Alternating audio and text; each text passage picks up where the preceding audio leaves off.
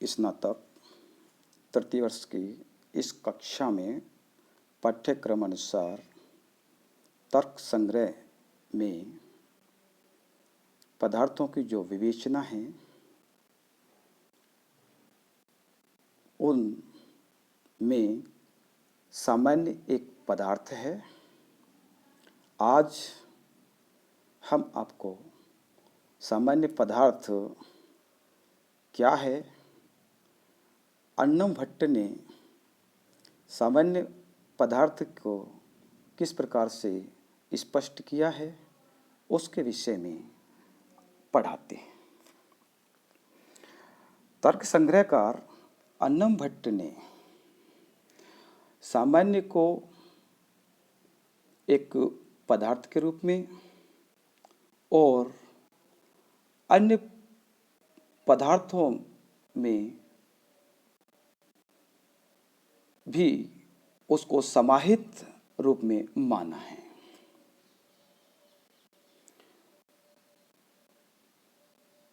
अन्नम भट्ट के अनुसार सामान्य की जो परिभाषा निम्न प्रकार है: नित्यम एकम अनेकानुगतम सामान्यम द्रव्य गुण कर्म वृत्ति तद्विधम परापर भेदात परम सत्ता अपरम द्रवत्व आदि। सामान्य रूप से जो नित्य और एक होकर अनेकों में अनुगत है उसे सामान्य कहते हैं। वह सामान्य द्रव्य गुण और कर्म जिसे तर्क संग्रहकार ने पदार्थ माना है उनमें सामान्य की विद्यमानता मानी है। सामान्य दो प्रकार का होता है, परसामान्य और अपरसामान्य। परसामान्य को सत्ता कहा जाता है और अपर जो सामान्य द्रवत्व आदि अन्य जो द्रव्य पदार्थ हैं उनमें अल्प देश में उसकी सत्ता विद्यमान होती है। इस परिभाषा के जो आधार पर हम विस्तार से सामान्य के विषय में जानते हैं। सामान्य को जाति कहा जाता है। सामान्य एक जाति का बोधक होता है। यह जो सामान्य पदार्थ नित्य और एक होता है और समवाय संबंध से अनेकों में अनुगत विद्यमान या विद्यमान रहता है। जैसे उदाहरण के रूप में हम इसको देख सकते हैं, उसके माध्यम से सामान्य को समझा जा सकता है कि घट द्रव्य में घटत्व एक है, नित्य है, सदैव रहता है, हमेशा उसकी विद्यमानता होती है, तथा एक घट से भिन्न अनेक जो घट हैं जो अनेकों स्थानों पर विद्यमान होते हैं, उनमें घटत्व जाति समवाय संबंध से विद्यमान होती है, समवाय संबंध से उनमें युक्त है। इस प्रकार सामान्य एक पदार्थ है। सामान्य में नित्यता और अनुगतता का होना आवश्यक है। आकाश एक द्रव्य है, लेकिन आकाश को हम सामान्य की श्रेणी में नहीं रख सकते।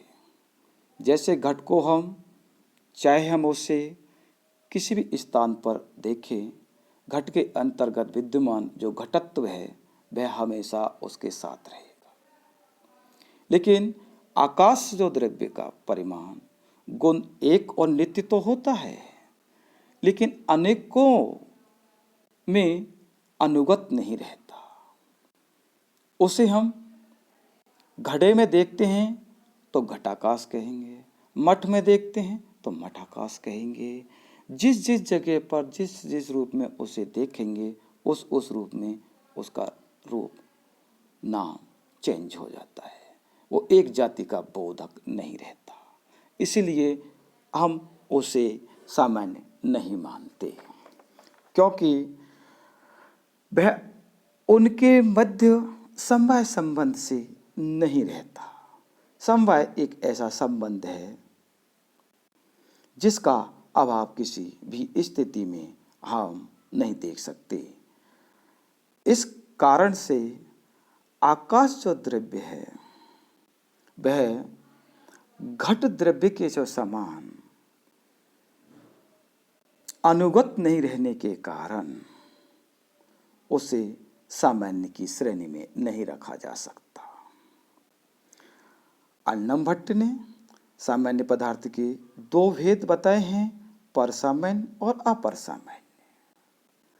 परसामान्य का अस्तित्व या सत्ता सभी भावात्मक पदार्थों में उस सामान्य का अस्तित्व देखा जा सकता है, रहता है।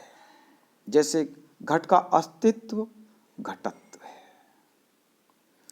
बिना घटत्व के घट नहीं हो सकता। यह घटत्व सभी घटों में सामान्य रूप से अनुगत होता है।